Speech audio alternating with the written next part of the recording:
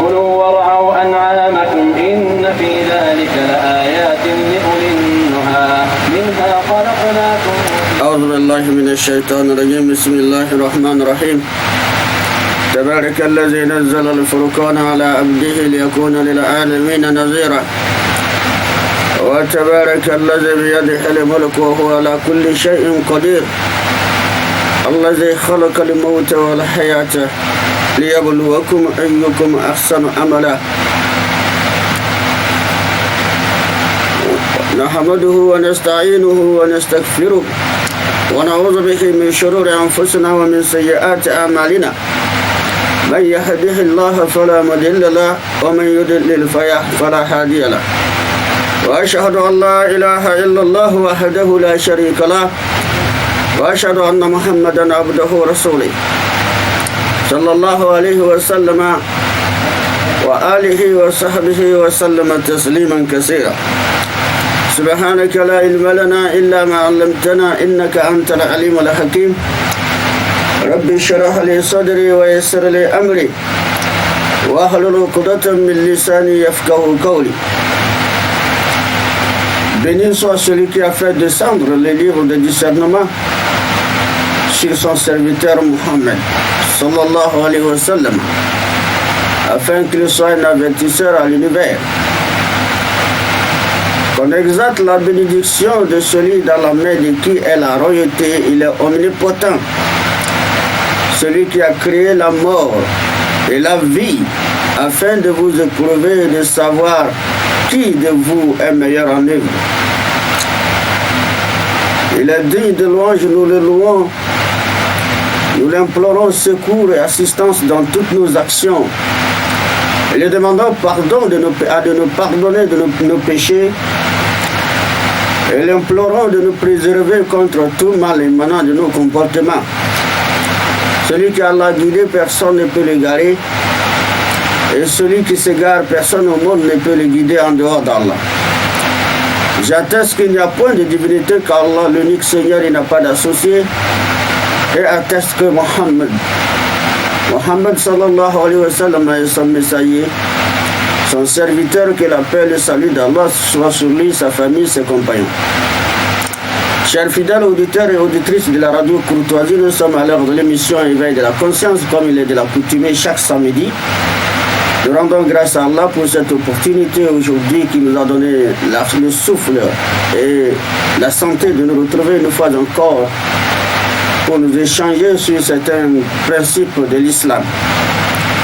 Aujourd'hui, le thème retenu pour votre attention porte sur certaines questions qui m'ont été adressées. Ce sont des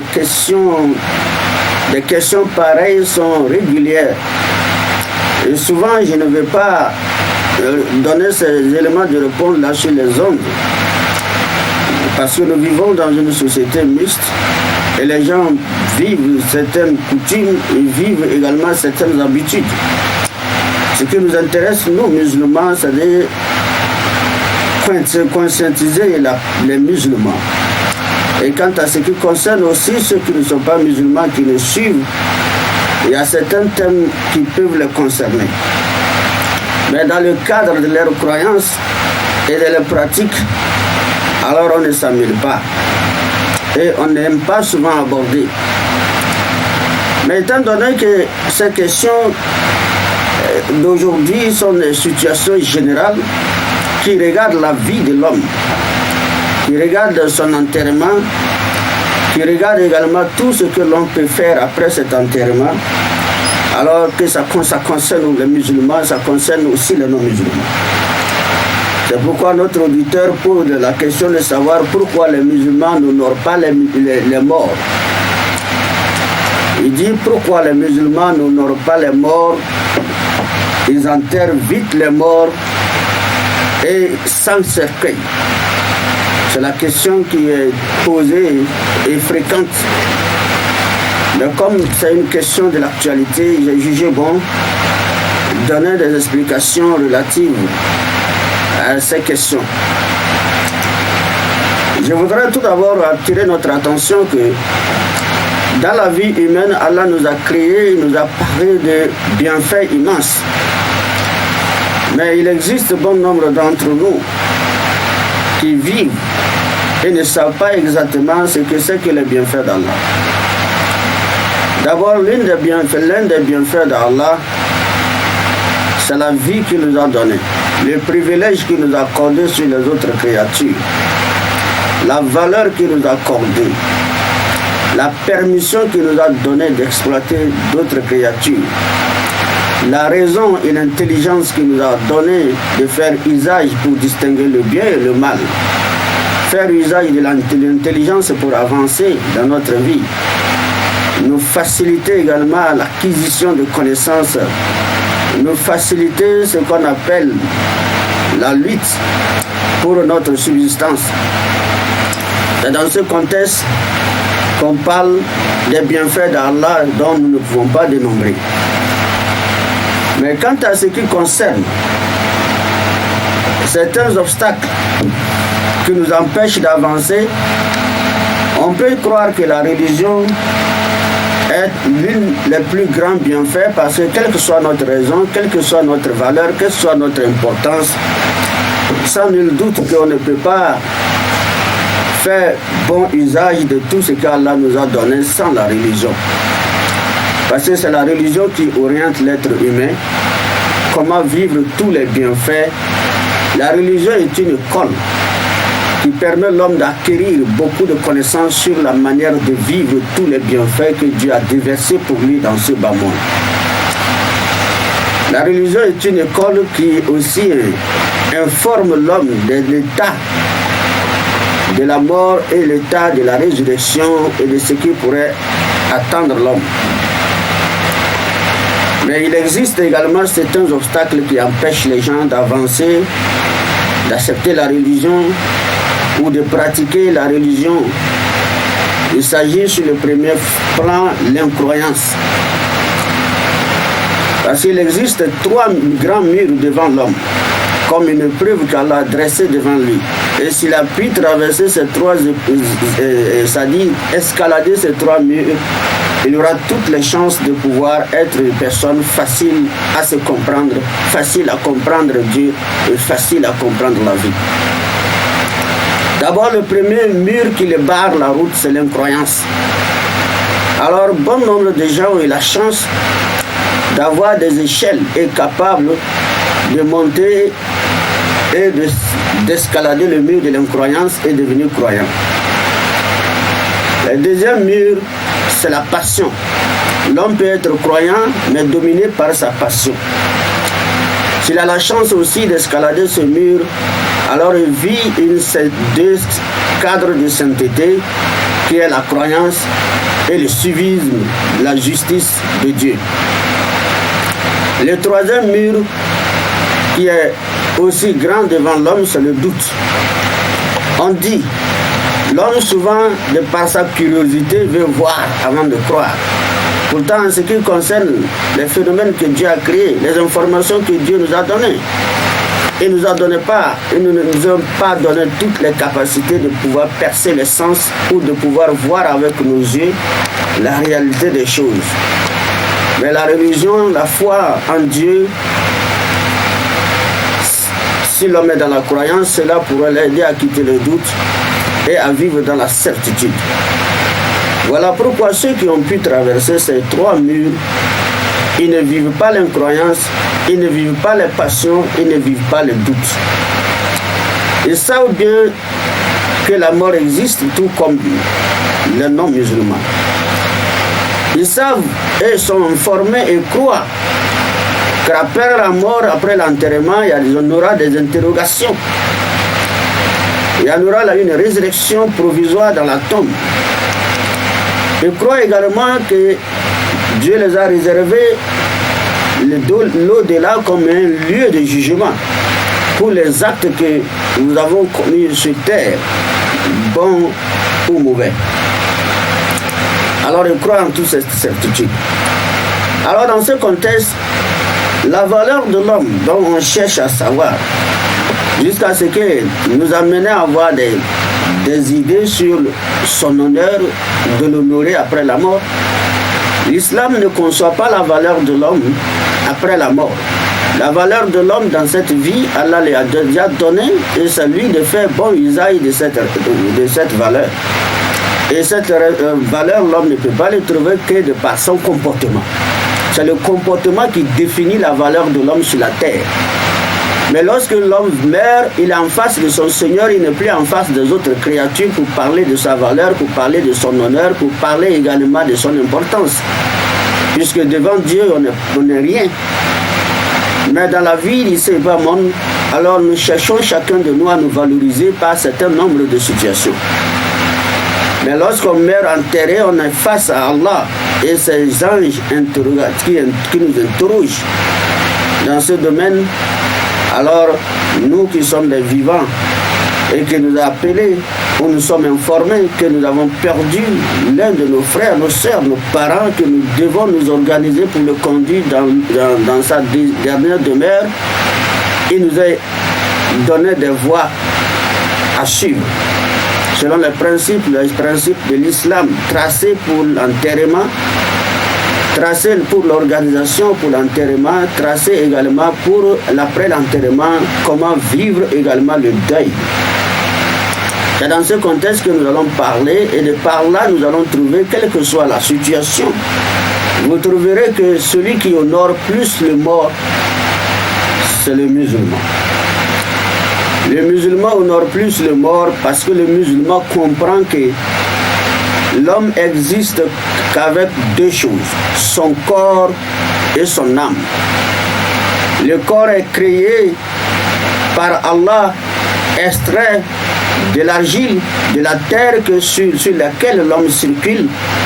Et cette terre par laquelle il récolte les champs et il en consomme des aliments poussés par ce sol, qui se transforme en spermatozoïde, et Allah fait usage de ce spermatozoïde pour créer l'être humain. Et l'être humain maintenant, son corps est conçu et extrait de cette terre. Mais l'âme a une nature différente, qui n'est pas extrait de la terre, mais qui vient directement, qui est un esprit qui vient directement du ciel. Et être introduit dans ce corps qui est considéré comme une enveloppe, qu'Allah envoie une lettre qui est l'âme pour l'introduire. Et pour qu'il vive cette âme avec ce corps, vivre ensemble sur ces mêmes terres et vivre ensemble sur cette même terre jusqu'au jour où Allah a décrété la fin de leur collaboration. Et c'est ce jour qu'Allah les sépare. Et c'est cette séparation de l'âme et du corps qu'on parle de la mort. Et c'est maintenant l'intervenant qui vient pour intervenir comme intermédiaire de Dieu. Pour cette séparation, c'est un ange nommé ange de la mort. Et ange de la mort ne décide rien. Il ne fait que suivre l'heure qu'Allah prescrit, le temps qu'Allah prescrit pour cette âme et pour ce corps. Alors lorsque l'heure sonne, il ne désobéit pas et il ne modifie pas. Il intervient et ce qu'il fait, c'est de sortir cette enveloppe de ce corps et laisser ce corps coucher comme ce corps était dans le ventre de la mère avant que cette enveloppe ne vienne être introduite et que l'homme retrouve la vie dans le ventre de sa mère. Et lorsqu'il ressort cette enveloppe qui est l'âme, et l'emporte au ciel, il s'en va pour représenter son Seigneur. Voilà cette enveloppe, voilà l'esprit que tu m'as envoyé de vous amener. Allah l'envoie de nouveau après l'enterrement. Nous maintenant, nous nous organisons pas pour enterrer l'homme vivant avec une âme, mais l'homme mort, l'homme qui se retrouve, qui est couché devant nous. C'est le sol qui est couché, ce n'est plus l'homme vivant. C'est pourquoi à ce moment, son nom a disparu dans nos pensées. On n'a plus son nom dans la bouche. Nous avons l'habitude de l'appeler, Chaque instant, on appelle son nom. Mais le jour qu'il est couché, on oublie en quelque sorte son nom. Parce qu'il n'est plus considéré comme la personne que nous connaissons, mais on l'appelle le corps, le cadavre. On l'appelle corps cadavre. On ne prononce plus son nom. Là, on reconnaît nous-mêmes. Il y a comme quelque chose qui nous contraint à reconnaître qu'il n'est plus homme vivant. Il n'a plus sa valeur sur terre. Et donc, il n'a plus sa valeur sur terre, et c'est-à-dire dans nos demeures, Sa valeur maintenant, c'est compte tenu de ses activités, de ses œuvres devant son Dieu. Et l'exigence est de l'amener là où Dieu nous demande d'amener le corps lorsque les âmes les quittent. C'est le cimetière, c'est la tombe qui est sa dernière demeure. Et l'on l'introduit dans la tombe et on enterre et on se retire. Le reste n'appartient qu'à lui et ses œuvres. Alors dans ce contexte-là, qu'est-ce qui accompagne? Qu'est-ce qu'on prépare pour le mort, le cadavre? On fait les toilettes islamiques, les lavages purificateurs, grandes ambitions.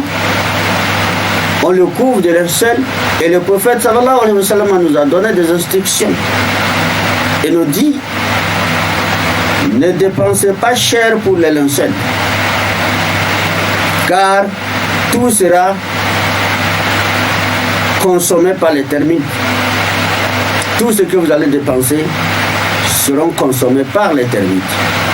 Le corps même terminera par là, à être consommé et à disparaître. À ce moment, Allah, le créateur de l'âme et du corps, il fait disparaître ce corps qui avait des mouvements sur la terre. Dieu n'a affaire que l'âme. C'est l'âme maintenant qui vient devant son Seigneur, c'est l'âme qui porte tous les actes que l'homme a portés et que l'homme dans son ensemble a accompli sur la terre. Le bien tout comme le mal. C'est l'âme que Dieu a fait, c'est l'âme que Dieu juge. Ce n'est plus l'homme qu'on connaît avec ce corps.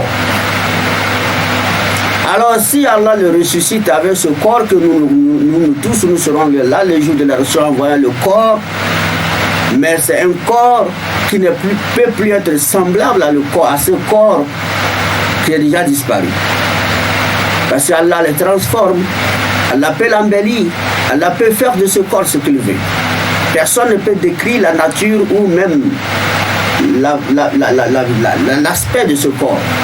C'est Allah seul qui connaît cela. Alors dans ce sens-là, si on enterre, on se retire. Et lorsqu'on se retire, on fait quoi? On n'a plus rien à faire. Alors quant à la question de savoir pourquoi enterrer vite, le prophète sallallahu alayhi wa sallam, il nous a dit de nous dépêcher pour transporter les brancards et amener le défunt à sa dernière demeure. Car si c'est une bonne personne, vous ne faites que l'avancée du bien. Vous ne faites que l'avancée, le bien qu'il attend. Et si c'est une personne pire, alors vous ne faites que porter le fardeau de ses actes. Pourquoi le prophète sallallahu alayhi wa sallam nous dit de précipiter l'enterrement? Parce que précipiter l'enterrement, si une personne est une personne qui a compris, qui est vraiment une bonne personne,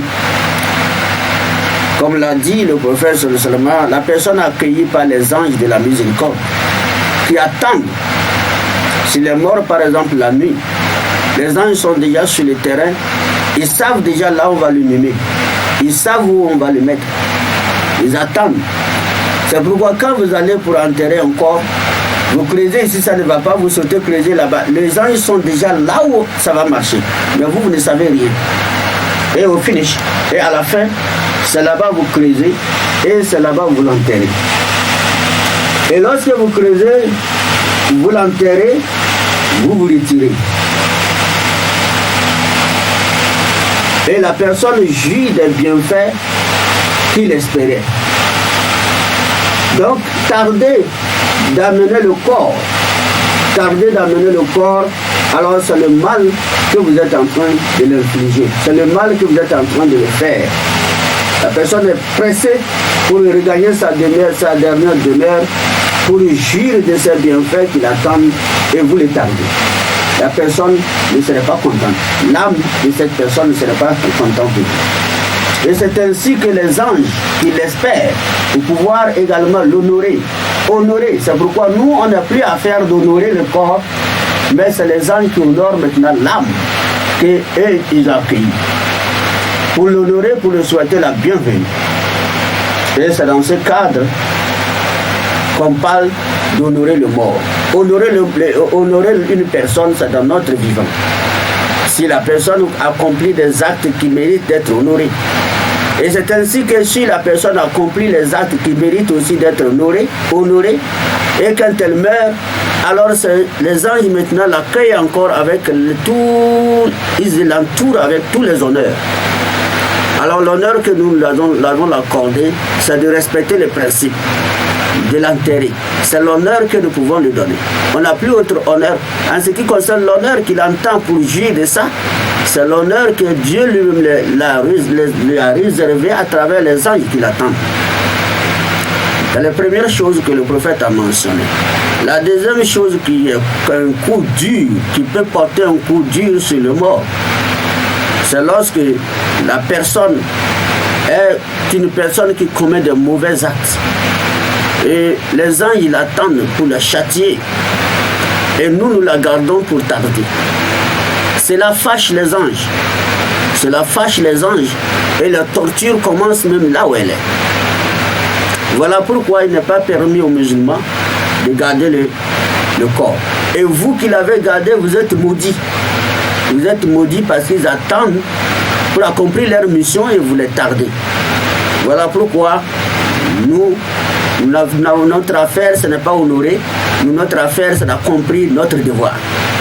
Celui qui va honorer ou celui qui va humilier, c'est ceux qu'Allah a désignés qui seront là au niveau, là où nous allons l'enterrer et l'espérer. Nous, à ce moment, on n'a plus à faire d'honorer qui que ce soit, d'humilier qui que ce soit. Mais notre affaire, nous les vivants, c'est d'accomplir notre devoir qui est de l'accompagner à sa dernière demeure. Ceux qui vont l'honorer, ceux qui vont l'humilier sont là-bas, ils attendent. Mais qui pourra savoir qui doit être humilié ou qui doit être honoré, on ne peut pas le savoir. Étant donné qu'on ne le sait pas. Alors, voilà pourquoi l'islam juge bon, qu'il ne sert à rien de faire une tombe et de orner une tombe comme un salon ou le salon d'une personne qui est vivante. Parce que la tombe, ce n'est pas le rôle de la tombe. Le rôle de la tombe, ce n'est pas de l'orner. Si la personne est une personne qui accomplit de bonnes œuvres, sa tombe sera ornée et élargie par Dieu lui-même. Alors si vous les humains, vous pouvez utiliser tout ce que vous pouvez utiliser, qui est coûteux, même c'est de l'or que vous voulez utiliser pour embellir sa tombe, alors sa tombe serait salie et gravement en danger si la personne n'accomplit pas les bonnes œuvres. Donc dans ce contexte, voilà pourquoi il y a la simplicité en ce qui concerne les tombes, l'enterrement. La simplicité au niveau de l'islam. Celui qui est bon, la tombe que nous avons creusée, et nous voyons que l'aspect, vraiment, ça là, c'est pas bon. Oh, si c'est moi qu'on va coucher là-bas, c'est un lieu qui serait plus vaste, plus grand que le salon d'une villa. Si la personne accomplit de bonnes œuvres. Et plus orné, si la personne accomplit les bonnes œuvres. Mais nous ne voyons que le trou est de quelques centimètres. Et c'est ainsi que si la personne accomplit de mauvaises actions, nous pouvons caroler sa tombe et même utiliser de l'or pour orner, élargir, trouver des cercueils qui coûtent plus de millions pour l'enterrer. Alors la personne vivra également un grand dégoût dans cet endroit où on l'a posé. Voilà pourquoi je ne vais pas rentrer dans le domaine de comment on châtie le mort ou comment ceci, cela, mais c'est pour parler de cet honneur que la personne pose la question de savoir pourquoi les musulmans n'honorent pas les morts. Alors, deuxième aspect, c'est honorer les morts selon les gens, selon leur conception, après l'enterrement. C'est là maintenant, on rentre dans le domaine des funérailles, les cérémonies funèbres que les gens organisent, c'est dans cet esprit. Ils ont déjà fait ce qu'ils peuvent faire de bonnes, la tombe bien élargie, la tombe bien carrelée, cercueil coûteux, tout ce qu'ils vont utiliser, on peut utiliser même 1 million pour embellir une tombe quelque part, d'autres plus que ça, juste pour un corps que dans 3 jours, le corps dont dans 3 jours vous venez ouvrir, vous ne pouvez pas faire 3 secondes debout là-bas, cause de l'odeur de ce corps. 3 jours de secondes, si vous revenez ouvrir cette tombe-là, vous allez fuir. Vous ne pouvez pas faire 3 secondes. Mais vous avez dépensé plus d'1 million ou moins d'1 million pour également cette tombe, cet endroit où on va mettre cette personne dont vous n'oserez pas vouloir voir dans 3 jours. Voilà pourquoi l'islam recommande la simplicité. Maintenant, lorsqu'on quitte dans ce domaine, la personne est couverte de sable. On l'a couvert, on est parti. Dans quelle situation se trouve, c'est Allah seul qui sait. Et selon ses œuvres, on se retire. L'islam nous a décrété, nous a recommandé à décréter le deuil de 3 jours. 3 jours, je dis bien sûr, 3 jours pour les gens libres. Et 4 mois, 10 jours pour les femmes mariées, les femmes du défunt. C'est-à-dire, si une personne meurt, nous n'avons que 3 jours. Et ceux qui ont 3 jours, c'est nous, les familles éplorées, la famille du défunt, les amis, les voisins, et toutes les connaissances qui veulent nous présenter les condoléances. Donc les 3 jours sont réservés uniquement que pour recevoir les condoléances, les salutations, les invocations pour les morts. Et pendant les 3 jours, ce sont des jours de méditation, les jours d'invocation. Et la méditation, lorsqu'on dit méditation, la méditation ce n'est pas pour le mort, c'est pour nous. C'est une personne avec qui nous vivons. Nous avons fait des années. Dans quelques jours, nous avons vécu ensemble, nous avons échangé ensemble, nous avons travaillé ensemble. Aujourd'hui, la personne n'est plus dans la famille. Elle est partie. Alors, si on était au nombre de 20 personnes dans la famille, elle est partie, on appelle ça diminution de personnes. C'est pourquoi Allah a dit nous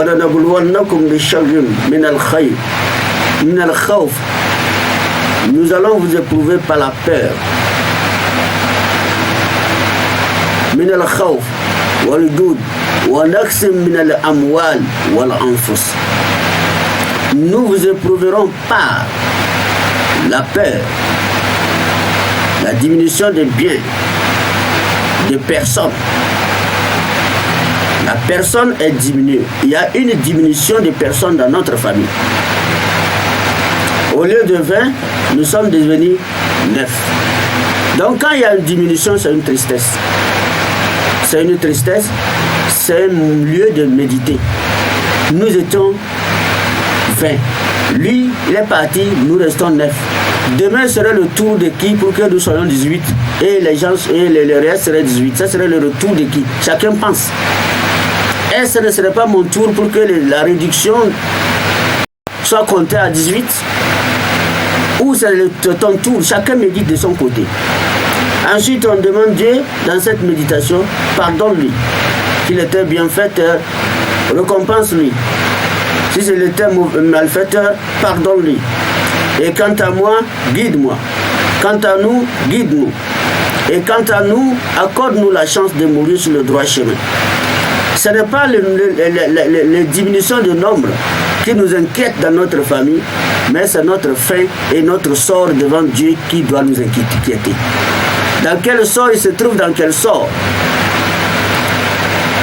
La diminution n'est pas tellement importante parce que c'est une obligation, c'est un décret d'Allah, personne ne peut échapper à ça.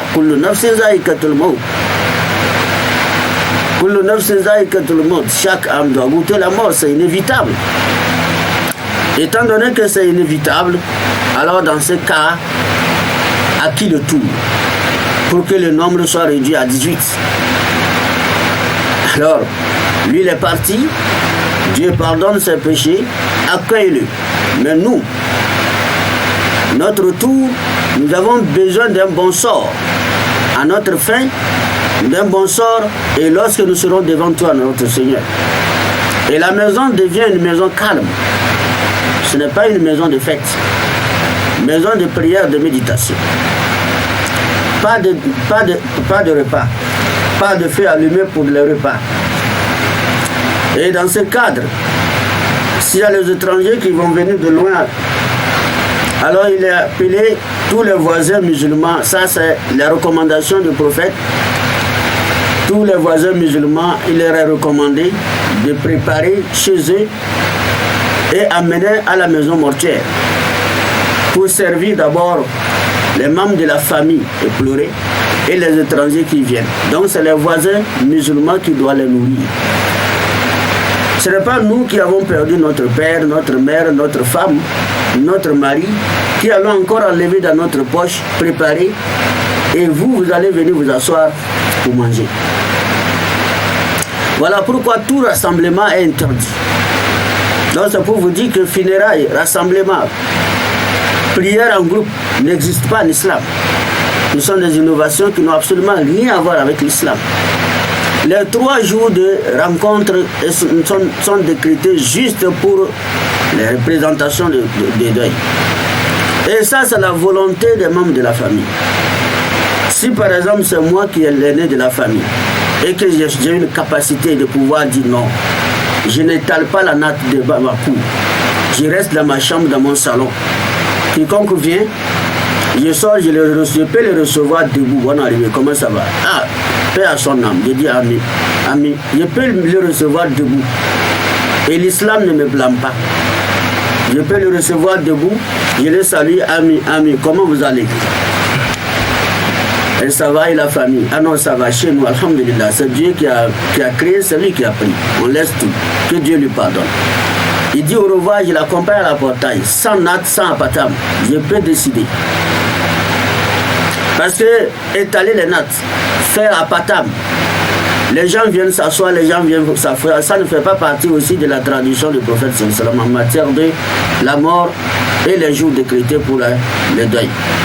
Donc juste c'est quelque chose que nous avons confondu à nos coutumes anciennes par rapport à l'islam. Il n'y a pas de rapport avec la tradition islamique authentique. Donc, imaginez que ce sont des situations parfois déplorables qui n'est même pas conseillé que le musulman reste quelques secondes sans réfléchir et voir également la dégradation de la situation. L'homme est mort.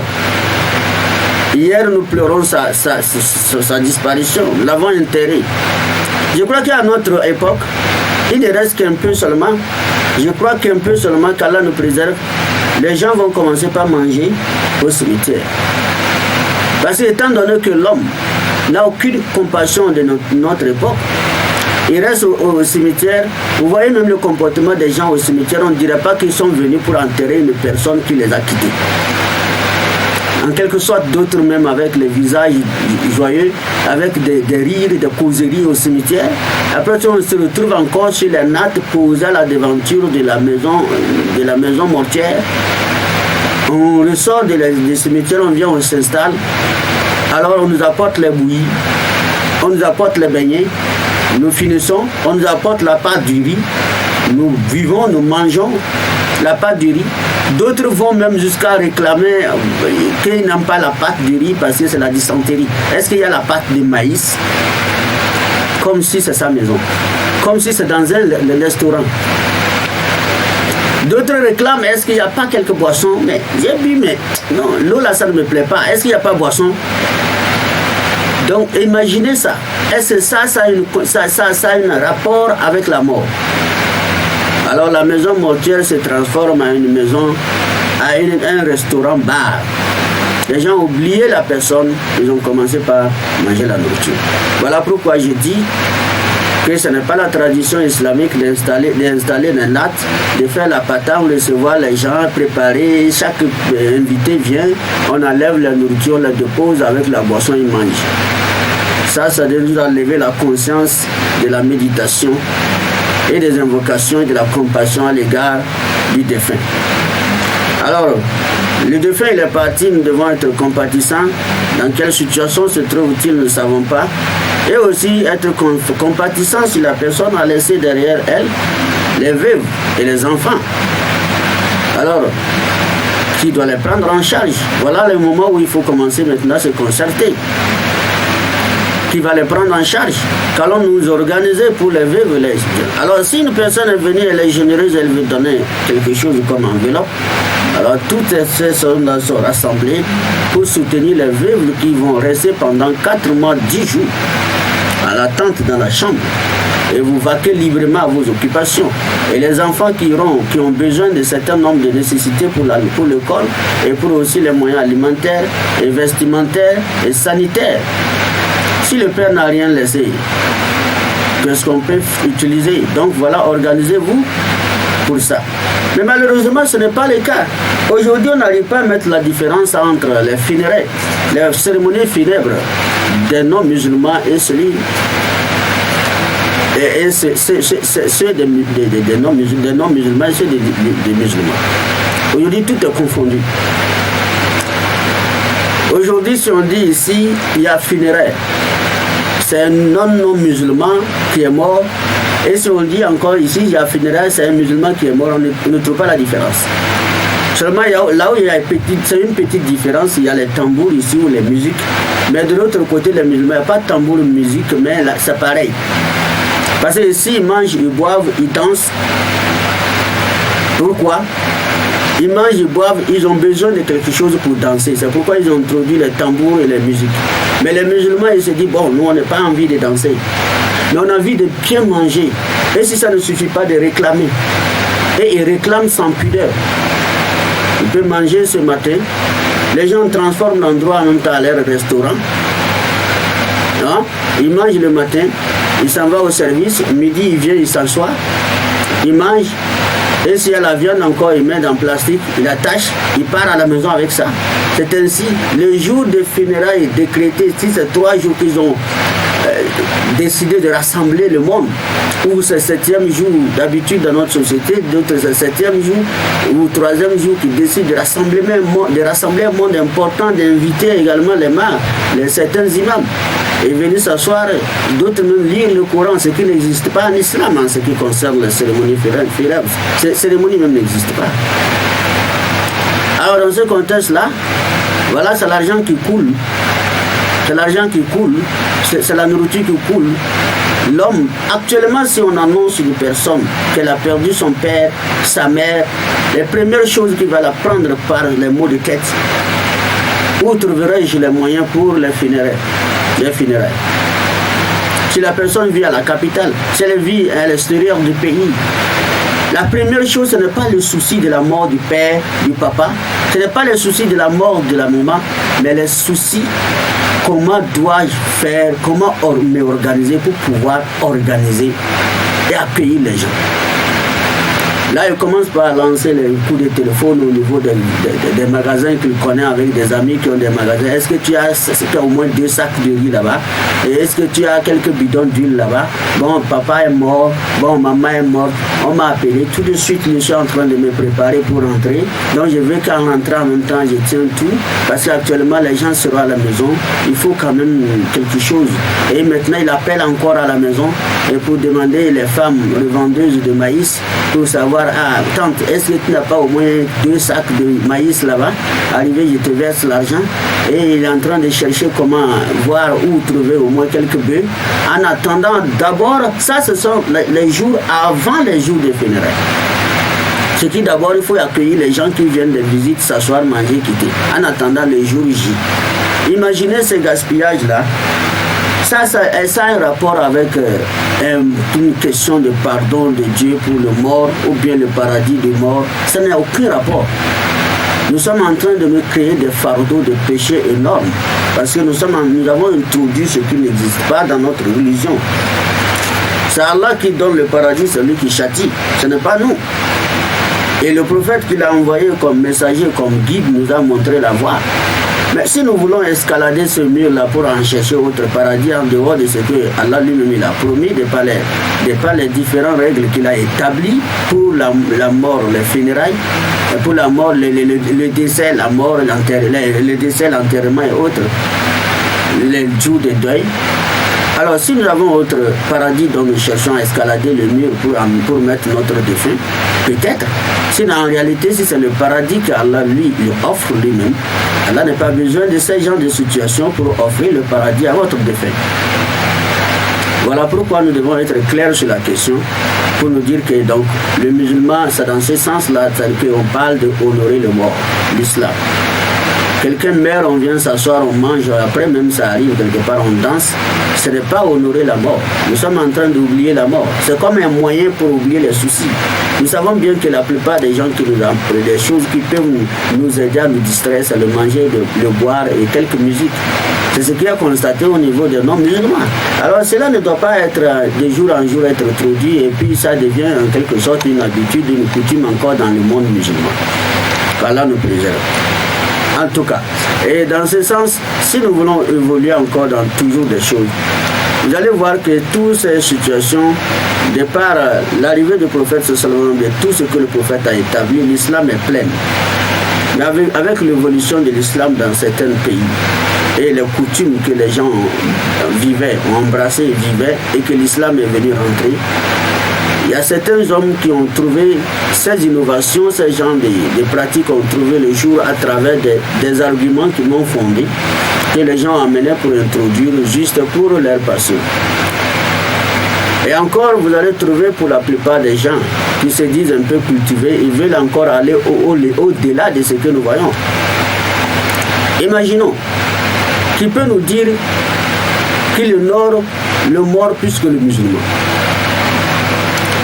Les gens prétendent que parce que cette idée honorer le mort, ça a commencé en Europe et aux États-Unis. Et jusqu'à aujourd'hui, c'est leur pratique. Donc honorer le mort, ils ont commencé par là. Et jusqu'à ce qu'aller honorer le mort, le cadavre, c'est-à-dire le mort animal. Imaginez aujourd'hui ce qui se passe en Europe, aux États-Unis, dans les pays européens, aux États-Unis. La plupart des gens qui arrivent à un niveau donné, ils se croient les maîtres de leur propre existence. Ils se croient les maîtres de leur propre existence.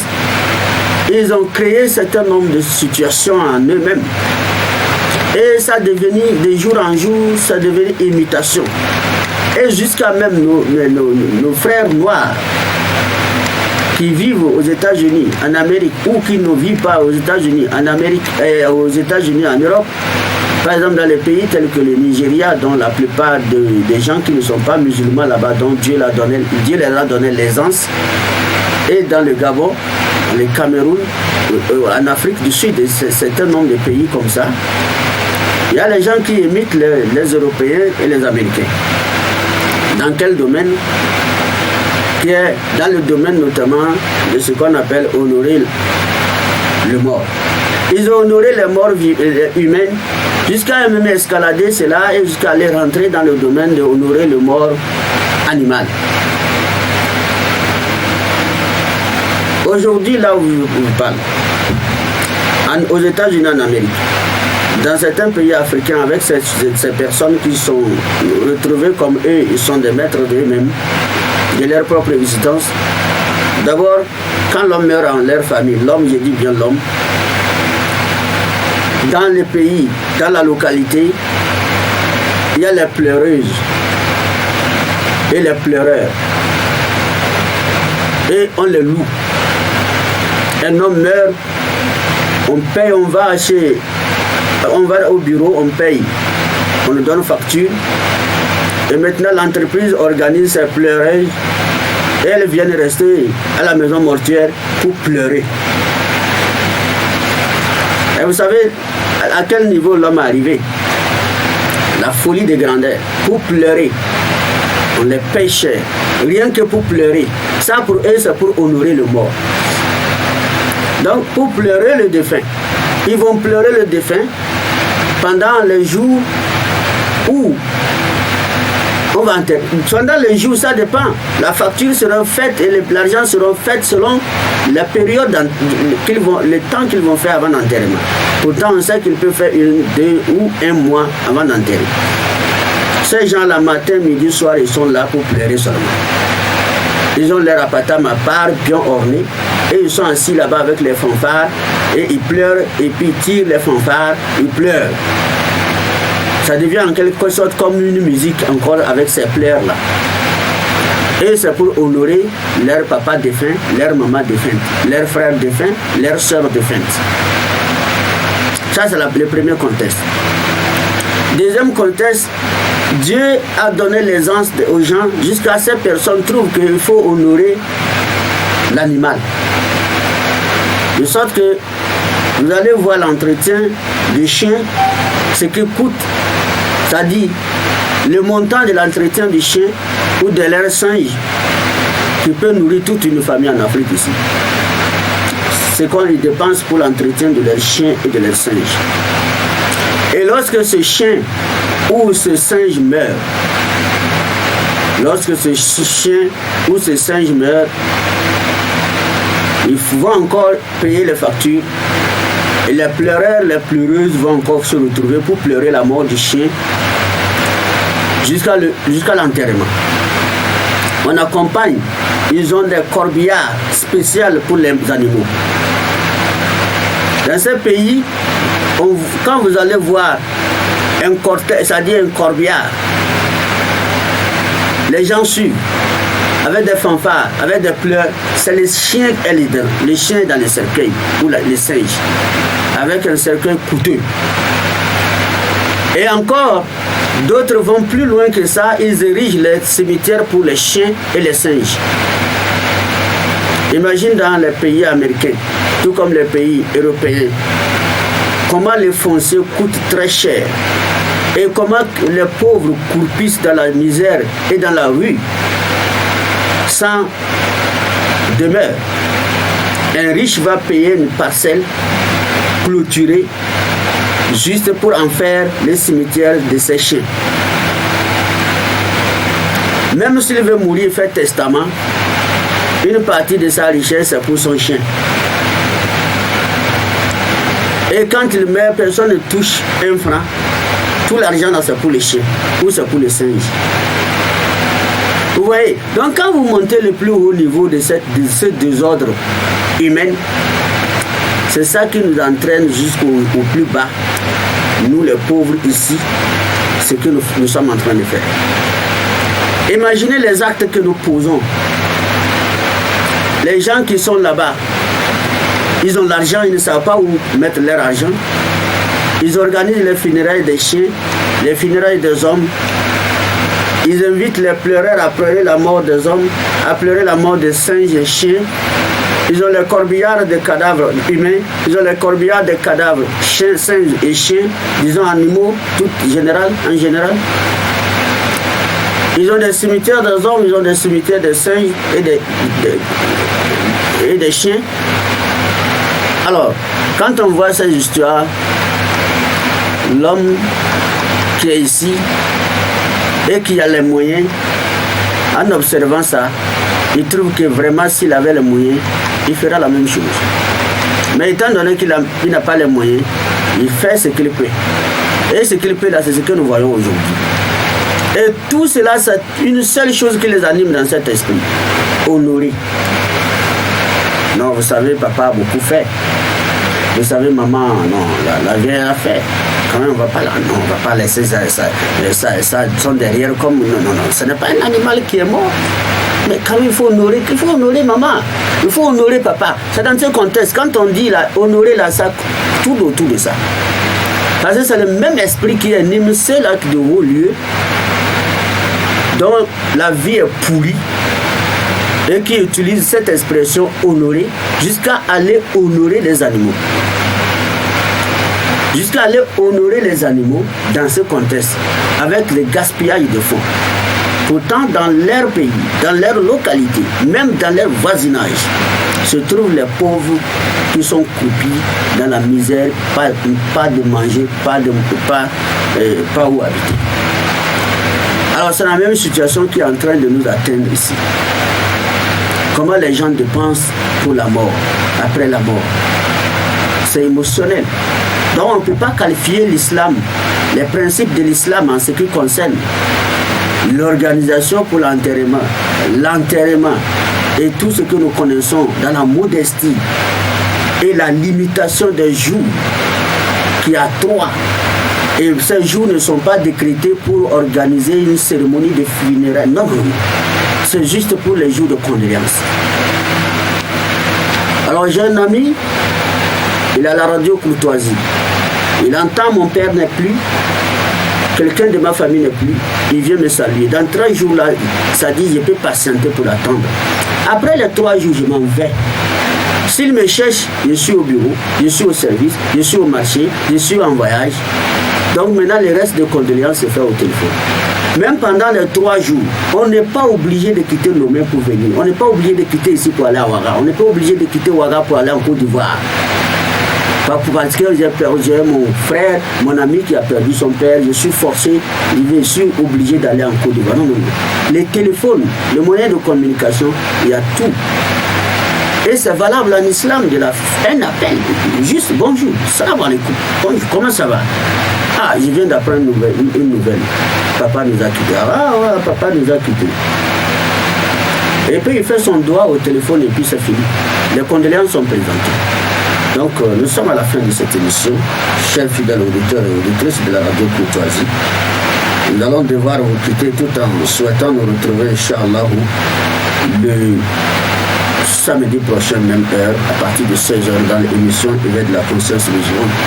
Portez-vous bien pour le peu que nous avons pu dire sur les erreurs qu'Allah nous pardonne, si nous avons pu dire le bien qu'Allah nous récompense tous ceux qui sont là ici, dans l'équipe qui est là, avec la technique aussi, qu'Allah vous bénisse, qu'Allah vous bénisse, qu'Allah vous bénisse. Portez-vous bien. Merci de votre fidélité d'écoute à tous les auditeurs de la radio Courtoisie. Salam alaikum.